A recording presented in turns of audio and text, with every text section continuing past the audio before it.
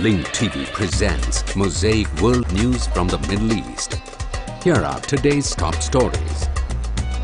Bahrain's opposition escalates protests for freedom ahead of Formula One. U.S. troops caught posing with the body parts of Afghan militants. And online campaign seeks to retrieve Egyptian treasures stolen by European nations. Mosaic, world news from the Middle East, begins now.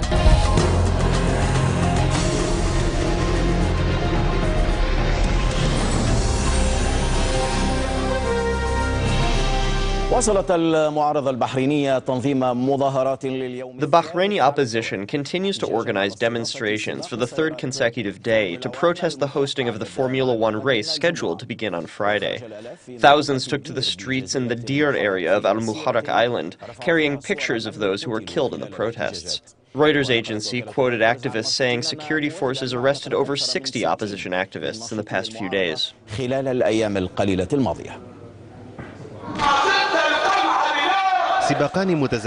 Bahrain is witnessing two simultaneous races. One is for reforms and the other is the Formula One car race. Which one is more important? The opposition already decided, so it took to the street to call for canceling the Formula One race and beginning real reforms. According to the Bahraini opposition, reforms include the release of the detainees and the prosecution of those it describes as responsible for the killing and ongoing human rights violations. Here they are demonstrating in the Dir area of al-Muharraq in eastern Bahrain. In the opposition's view, the only legitimate race the country should be engaged in is the one toward a real transformation to democracy and a reinforcement of citizenship principles. This is what it is calling for. Earlier, they demonstrated to demand the release of al-Khawaja, who has become an icon for the opposition. Al-Khawaja, who has been detained for nearly a year, began an open-ended hunger strike nearly 2 months ago. Human rights organizations say his health is now in critical condition, and there's fear his life is in danger. Organizations and countries, including Denmark, since al-Khawaja is also a Danish citizen, called on the Bahraini king to release him. The release did not happen. The opposition says his case represents a crucial test to prove the regime's goodwill in regards to reforms and reconciliation. The man was detained during the protests at Pearl Roundabout.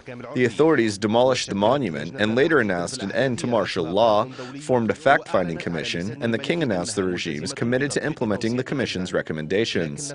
However, al-Khawaja is still in prison. For this reason, the opposition says the authorities failed the test, while at the same time it says human rights violations and the killings have increased. As for torture, Amnesty International is monitoring the practice in the country, saying it is still receiving reliable reports of torture and of an excessive and unnecessary use of force despite the reform promises. For their part, the Bahraini authorities respond by saying they are moving along with the race for reform, which they believe does not conflict with the Formula One race. The authorities say hosting the race is a reaffirmation of the country's capability and reputation, not to mention it has many benefits. In a previous Formula One season, 100,000 tourists visited the country, netting a $500 million profit. The race's supporters say life must also go on.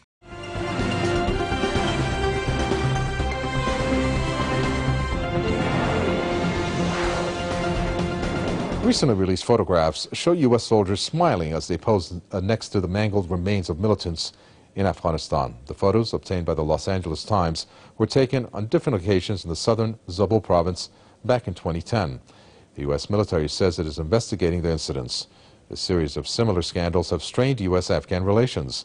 A deadly shooting rampage by American troops in March is the latest incident that has led to a rise in anti-U.S. sentiment among Afghan population. The burning of the Holy Quran by American soldiers and the release of a video showing U.S. Marines urinating on Afghan corpses are among other similar episodes since the start of this year. A correspondent Faiz Khurshid in Kabul says the release of photos of U.S. soldiers posing with the bodies of dead Afghans will bring further challenges to American forces stationed in the country.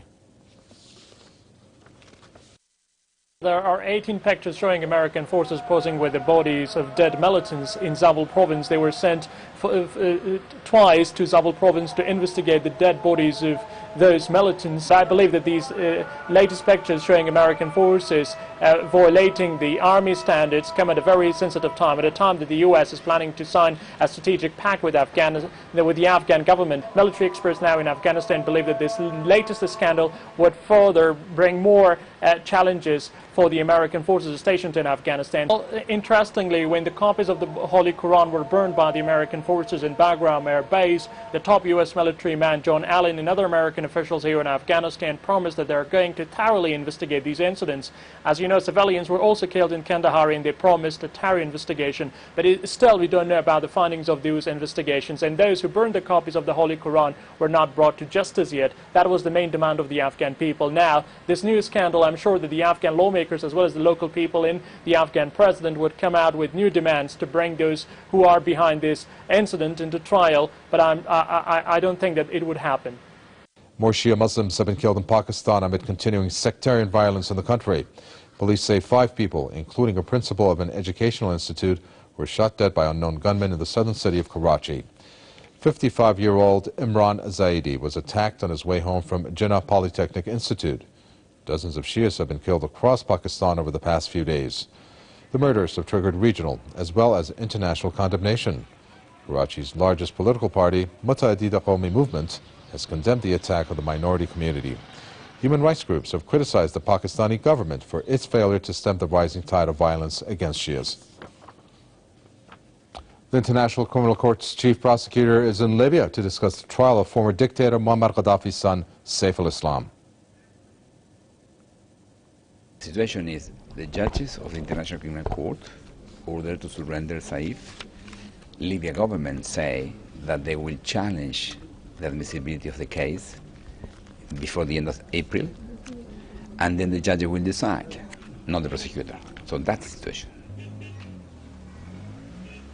The Hague-based court and Libya's ruling National Transitional Council have been locked in a legal dispute as to who should try the 39-year-old.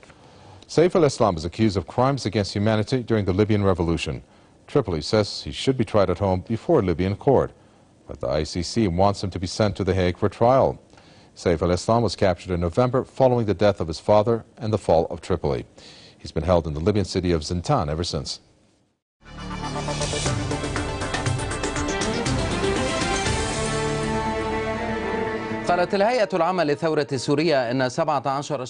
The Syrian Revolution's General Commission said 17 people were killed today by the gunfire of government forces in Homs, Idlib, Daraa, and the countryside of Damascus. Meanwhile, activists said the neighborhoods of Homs endured sporadic heavy shelling that started at dawn and continued as the International Observers Committee arrived to the city's neighborhood of Jubar. Syrian state media Sana said an armed group detonated an explosive device today, targeting law enforcement in al-Mastumah Street of Idlib, killing 6 soldiers.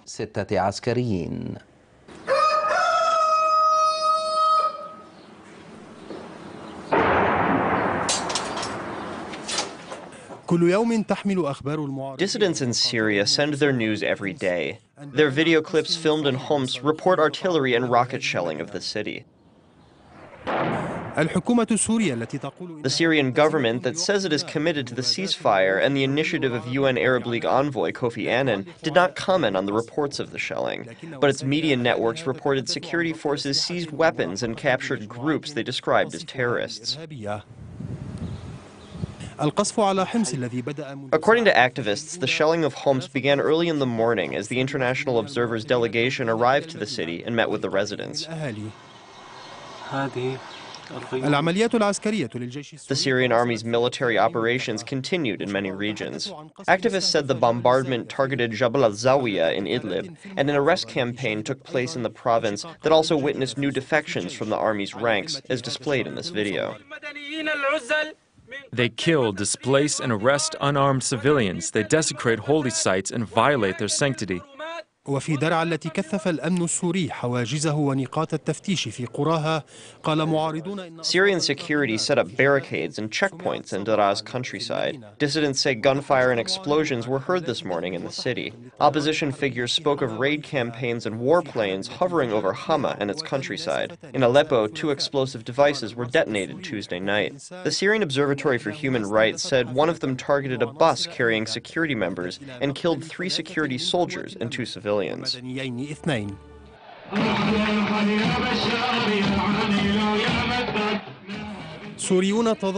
Syrians demonstrated in many areas in solidarity with what they referred to as disaster-stricken cities and villages. They chanted their usual slogans and called for the downfall of President Bashar al-Assad's regime.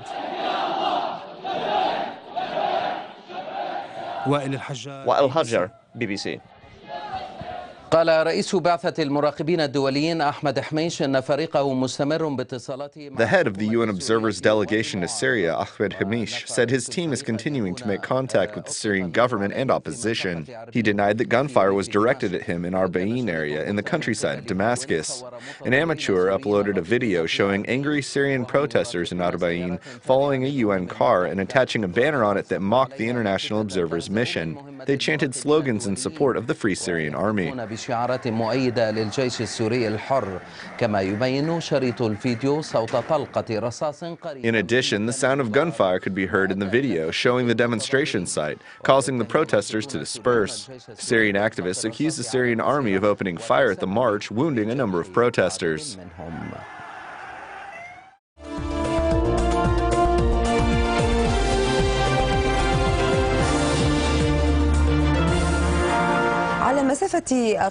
Only 6 weeks before the Egyptian presidential elections, the list of candidates has been finalized after the Presidential Electoral Commission permanently disqualified 10 candidates. The most notable barred candidates are General Omar Suleiman, former vice president of resigned President Hosni Mubarak, the Muslim Brotherhood's candidate Khairat al-Shatir, and Salafi candidate Hazem Salah Abu Ismail. The decision generated an overwhelming wave of anger among their supporters. Our correspondent Tawfiq Ahmed reports from Cairo. The supporters of the permanently disqualified presidential candidates are angry. They condemn the Presidential High Electoral Commission's decision. Supporters of Hazem Salah Abu Ismail protested in front of the Commission's headquarters. To summarize the issue, it is a question of people's dignity. All the Egyptian people are behind Hazem Abu Ismail's slogan that this is a question of dignity. We will return to the square, and we will retake the revolution from the square, God willing. And we will get a president from the square, God willing. We don't accept fraud. We don't accept fraud. Mohammed Morsi, head of the Freedom and Justice Party, doubts the Mubarak regime fell after Muslim Brotherhood candidate Khairat al-Shatir was disqualified. I confirm the issue is not about Khairat al-Shatir. It is about the theft of a nation and a revolution under threat. So be wary and don't forget this truth. The head of Gad al-Thawra party, Ayman Noor, also rejected the decision. He said his disqualification violates the constitution and the law. As for former Vice President Omar Suleiman, who is also permanently disqualified from the presidential election, his position was completely different, as he confirmed his respect for the judiciary. So how does the presidential race look? It all depends on unifying the votes. If the Islamist bloc unifies and picks Dr. Abdul Manem Abul Fatouh, for example, then he will have a good chance of winning. But if they take different positions and the Brotherhood and the Salafis don't vote for Dr. Abdul Manem Abul Fatouh, then the Islamist vote will be split and Amr Moussa will be the beneficiary. I think the latest surveys confirm that point.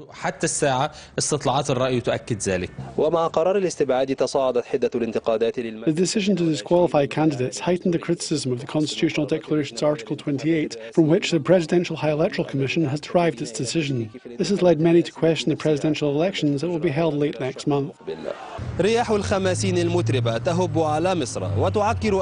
Dusty Sirocco winds are blowing on Egypt, disturbing the presidential campaign, but only for those who are permanently disqualified. As for the 13 other candidates still in the race, these winds are passing through unnoticed, despite the damage they've inflicted. The political scene is still prone to additional surprises that could completely change the path of the elections. Tawfiq Ahmed, Dubai TV, Cairo.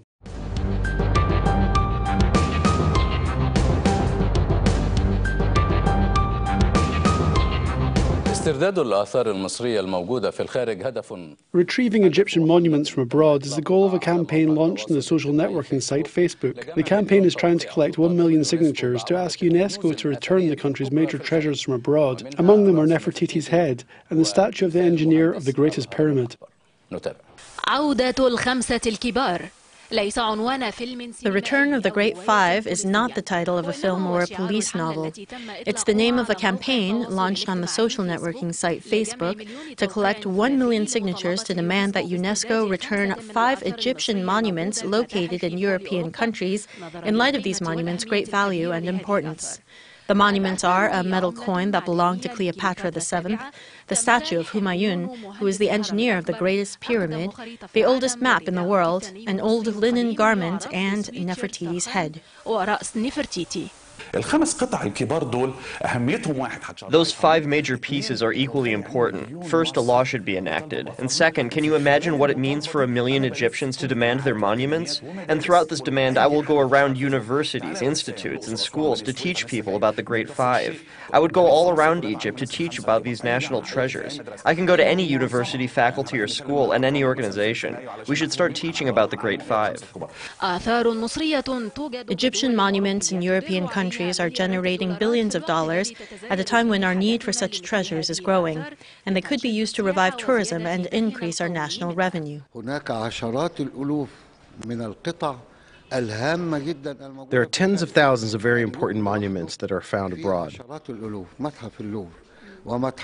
Just the Louvre alone has tens of thousands of pieces, and the Museum of London and others. The Rosetta Stone is not less important than the Great Five, so I cannot just limit the request to the Great Five.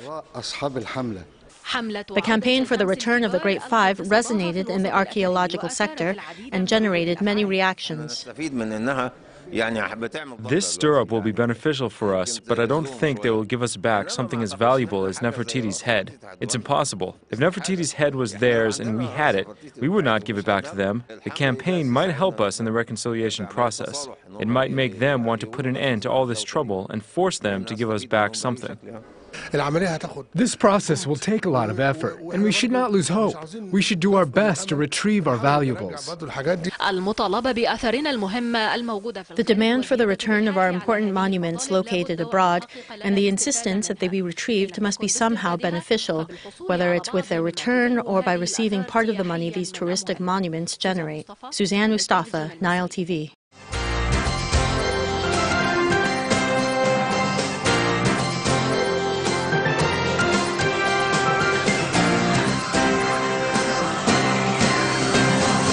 In our top story, the cabinet will be asked to authorize 3 new settlements in the West Bank. That's the word from Prime Minister Benjamin Netanyahu, who told a Likud faction meeting that he will personally lobby to upgrade the outposts of Bruchin, Rehalin, and Sansana into fully authorized settlements. Netanyahu also said that the apartment buildings in the Ulpana outpost on the outskirts of Beit El should not be evacuated. Transportation Minister Yisrael Katz and faction chairman Ze'ev Elkin both blamed Defense Minister Ehud Barak for acting according to political motivations while dealing with the outpost issue. The 3 communities in question were created on state land over a decade ago, but they were never officially approved as settlements by the government.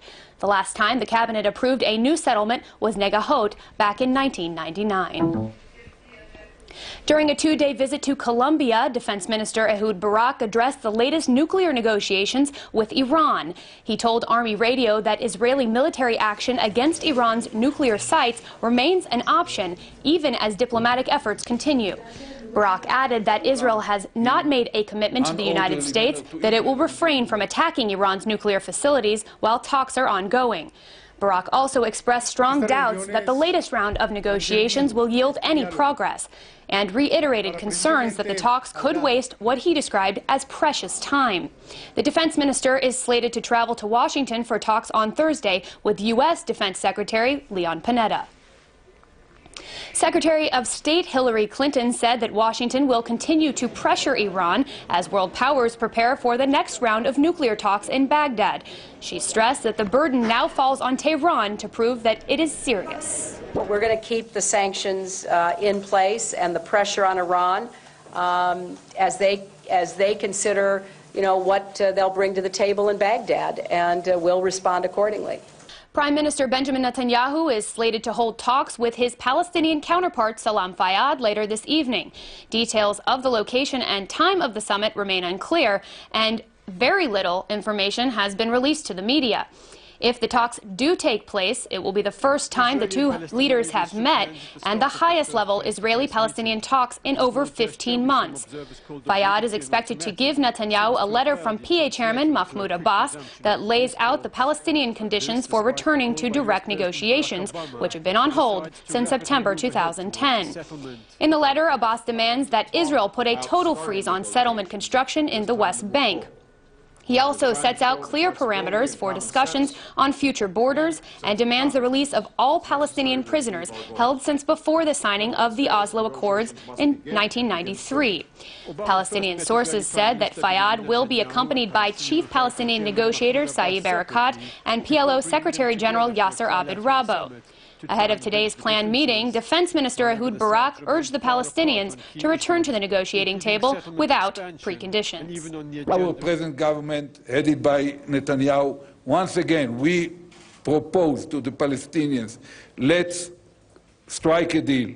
Come to the negotiating room, sit around the table, put all your demands on the table, let's solve it. We could not move them there until now, and that's the real source of the problem.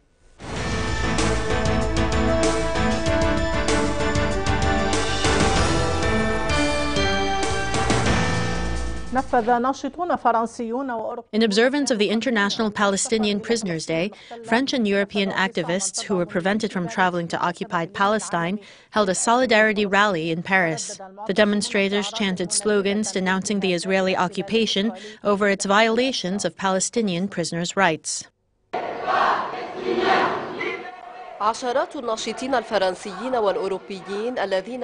Dozens of French and European activists who were prevented from traveling to occupied Palestine expressed solidarity with Palestinian prisoners held in the Israeli occupation's jails.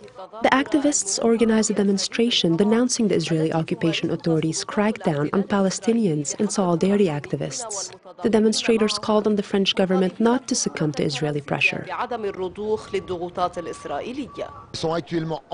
I was not able to travel, but many solidarity activists who were able to make it to Bethlehem are currently held in Israeli jails. We decided to hold daily mobilizations to condemn the coordination between the Israeli government and the French government, police, and airlines. Activists shackled their hands with chains and marched across metro stations in Paris, demanding that the Israeli entity release Palestinian prisoners.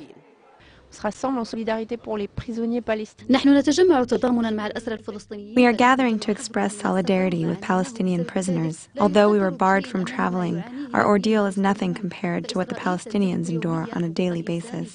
Israel commits human rights violations on a daily basis, so we must do something to inform people of what's happening there. The demonstrators chanted slogans calling for the downfall of Israel in a bid to rally the French public against the Zionist entity's crimes and crackdown inside and outside occupied Palestine.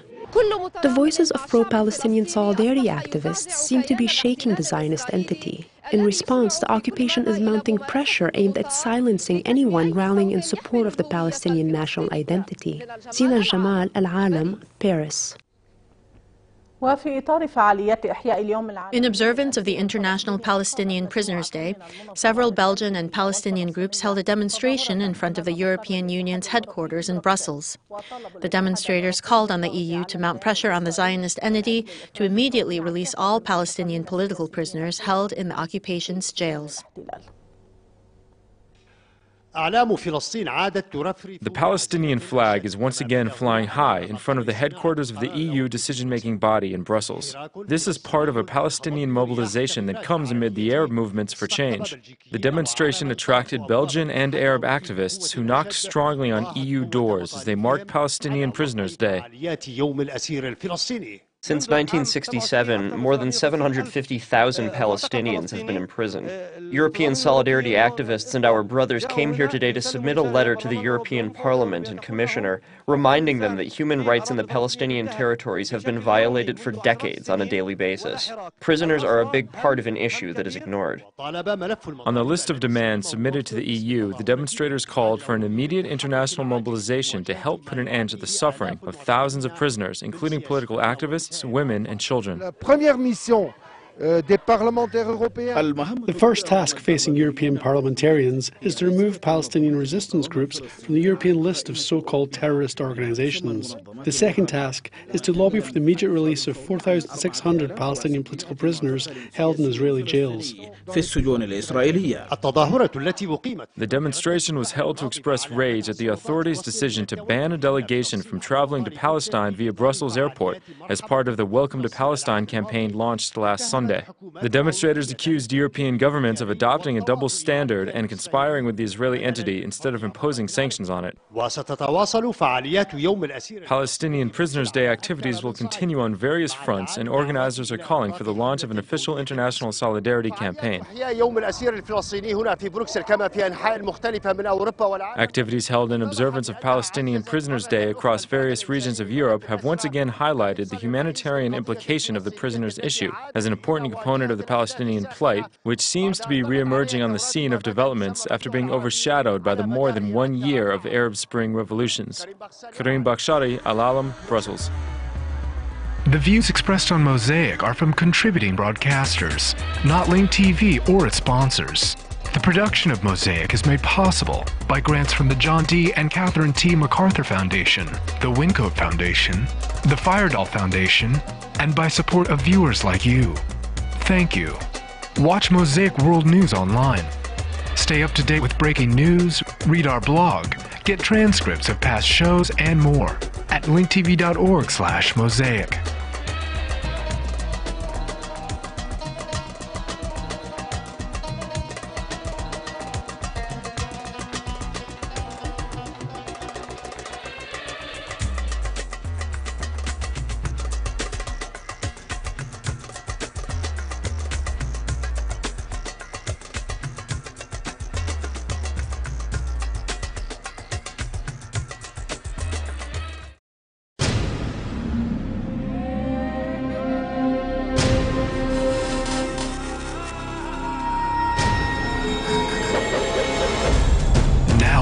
Airwaves, a global channel of uncompromising stories, world news, documentaries, entertainment, and culture.